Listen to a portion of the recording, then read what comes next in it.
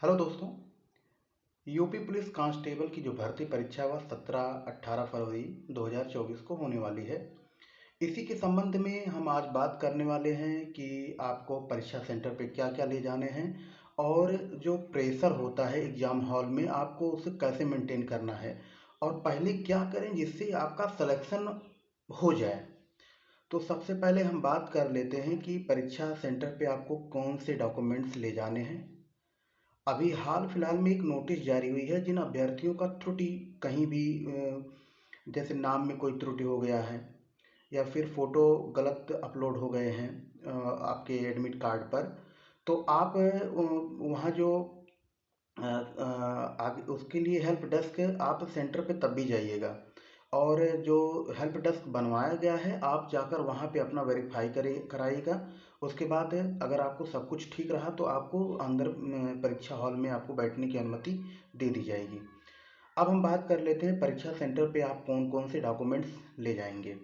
तो सबसे पहले मूल पहचान पत्र, चाहे आपका वोटर आईडी कार्ड हो, चाहे आपका आधार कार्ड हो, चाहे पैन कार्ड हो, लेकिन आपका ओरिजिनल होना चाहिए और आपका नाम मैच करता हो आपके मूल प्रमाण पत्र से। आपका एक जो फ़ोटो है जो कि आपने अपलोड किया है रिसेंटली, वैसे फ़ोटो की कोई नहीं होती है लेकिन आप ले लीजिएगा क्योंकि आपको पहचान करने में, उनकी पहचान करने में, क्योंकि आपका बायोमेट्रिक होना है, आइरिस स्कैन होना है, क्योंकि फर्जी बहुत से छात्र फर्जी जाके बैठकर परीक्षा दे जाते हैं। तो इससे बचने के लिए उत्तर प्रदेश पुलिस एवं प्रोन्नति बोर्ड ने ये व्यवस्था की है।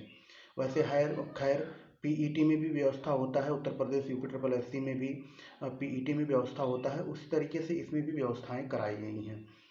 तो जैसे आप ले गए और एक ट्रांसपेरेंट आप या तो नीला या तो काला बॉल पॉइंट पेन ले लीजिएगा बस, और आपके पास कोई कुछ नहीं है, ना तो टोपी आपको है ना तो घड़ी, कुछ भी कोई आपको अलाउ नहीं है। ठीक है दोस्तों, तो आप सेंटर पे अपना जो रिपोर्टिंग टाइम है उसके पहले पहुँचें। आप अच्छे तरीके से कुछ खा पी लीजिएगा जिससे आपका मेंटल जो हेल्थ है वो ठीक ठाक रहे। अब हम बात कर लेते हैं कि परीक्षा में आप बैठे, पेपर आपको मिला।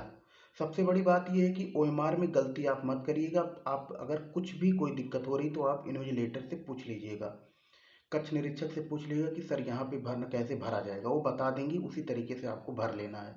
अच्छा, ओएमआर सीट आपने भर लिया, अब बात कर लेते हैं पेपर आपको मिलता है।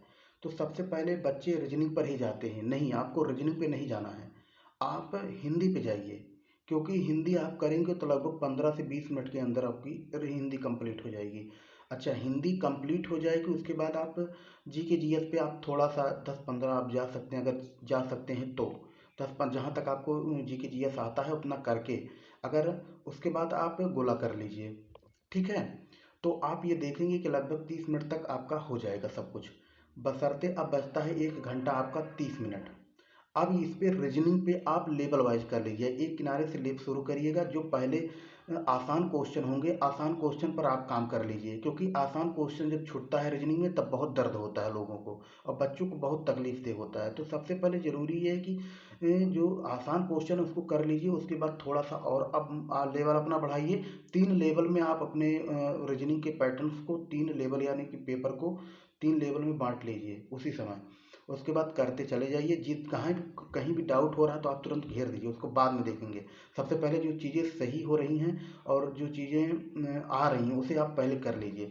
उसके नहीं करेंगे तो आपका यहीं पे बधान हो जाएगा और आपका चयन मुश्किल में पड़ जाएगा।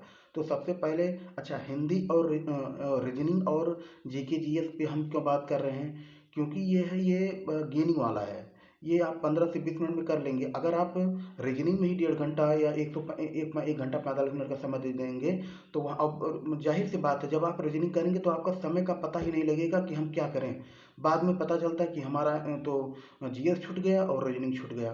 तो ज़रूरी ये है कि आप कवर अप रीजनिंग को बाद में करिए, बाकी जो चीज़ें आ रही हैं आपको उसको पहले कर लीजिए। तो अगर इस संबंध में कोई डाउट है और कुछ पूछना है परीक्षा के संबंध में तो आप पूछ सकते हैं। ठीक है दोस्तों, मिलते हैं नेक्स्ट वीडियो में और नई जानकारी के साथ। धन्यवाद।